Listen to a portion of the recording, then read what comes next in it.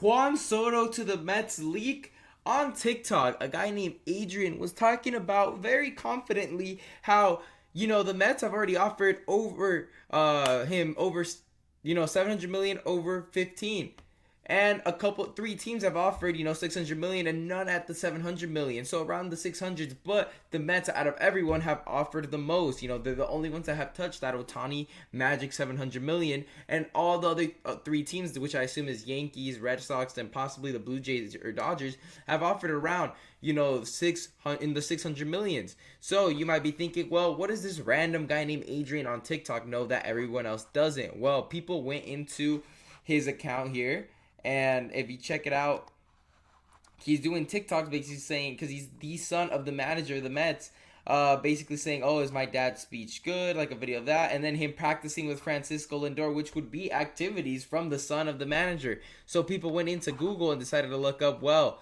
is Mendoza's son's names are Andres and Adrian. So they have the same name. They've got videos correlating to the son of Carlos Mendoza, which his sons are Andres and Adrian, and this is Adrian. He's got videos with, practicing baseball with Francisco Lindor. He's got a video of his dad's speech and asking, is his dad speech good?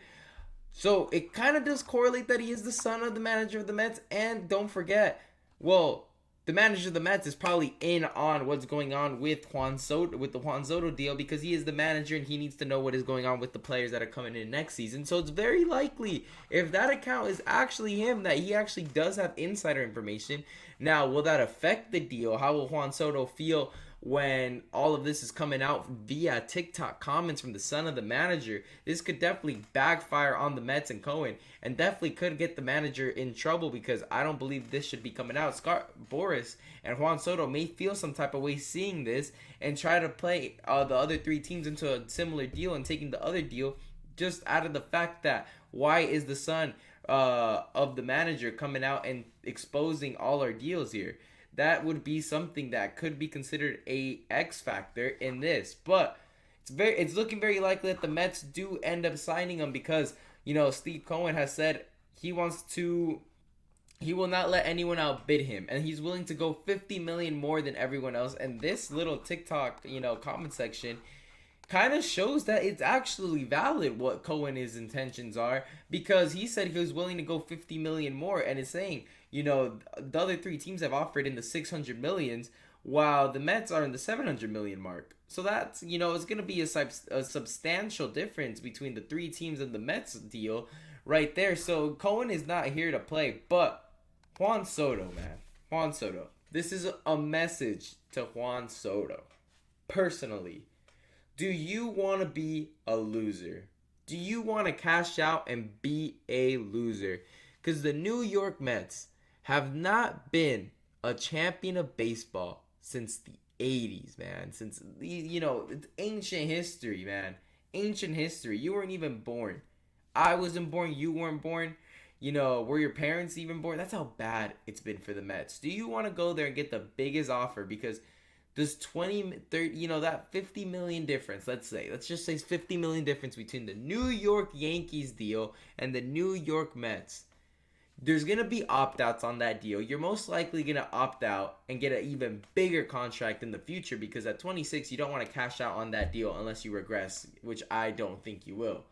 But do you really, you're going to front load at the end of the day that deal. You're going to end up getting a ton of money. You're going to opt out and get a new deal, kind of like Manny Machado, right? So why go to the Mets at a losing culture? Because at the end of the day, the New York Mets are a losing culture. Yeah, they've made the playoffs a few times, but they're never going to win a World Series. They're never going to do it. I'm sorry. The New York Yankees, since the 80s, have won 7 World Series, and the Mets too. And that's the best. That's the best the Mets will ever do. And that's what the Yankees do on the regular. Now, those 50 millions, you might not even touch them unless it's front loaded, right?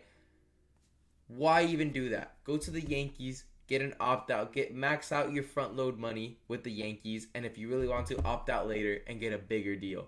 But you cannot leave the Yankees. The fans love you. Do you really want to be walking around New York, a hostile New York Yankees New York? Because that's a little bro. The Mets are the Clippers of LA. The Mets are, the Jets of football. The Brooklyn Nets, the Jets, the Clippers. That's where the Mets are.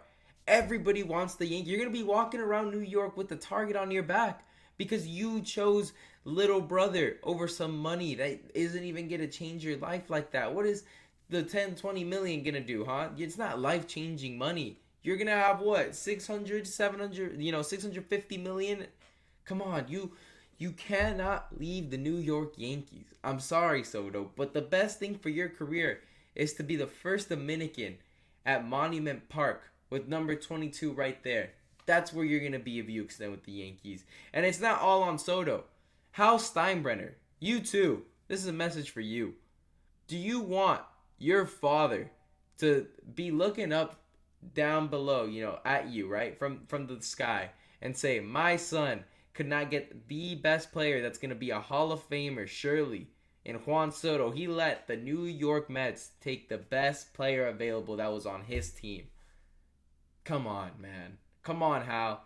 Spend the money. Look at the West Coast. They spend the money. They find a way. They upgrade their team. They just signed Ohtani. They just won the World Series, and they go out and get Blake Snell.